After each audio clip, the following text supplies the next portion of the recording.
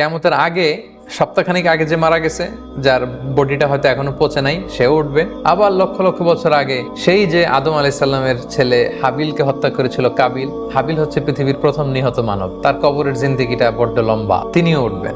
Generation to generation সব উঠতে আরম্ভ করবে। আজদাস অনেকে বলেছেন কবুর, আসলে আজদাস আরো ব্যাপক, কবর ছাড়া অন্যান্য জায়গা থেকে উঠবে, কারণ পৃথিবীর অনেক জায়গায় বন্যা হয়েছে, অনেক জায়গায় সভ্যতা চেঞ্জ হয়েছে, এর ভিতরে তো মানুষের লাশ পড়ে আছে মাটির নিচে, বা তার কোনো না কোনো অস্তিত্ব আছে। আল্লাহ বলেন ওইখান থেকে আমি উঠাবো, দলে দলে জেনারেশন টু জেনারেশন সব উঠবে। উঠে কি বলবে? ক্বালু ইয়া ওয়াইলানা মান বা'আসানা মিন মারকাদিনা, কে আমাদেরকে উঠালো? সবাই অদ্ভুত, মানে কি যে হয়েছে, কে আমাদেরকে উঠালো?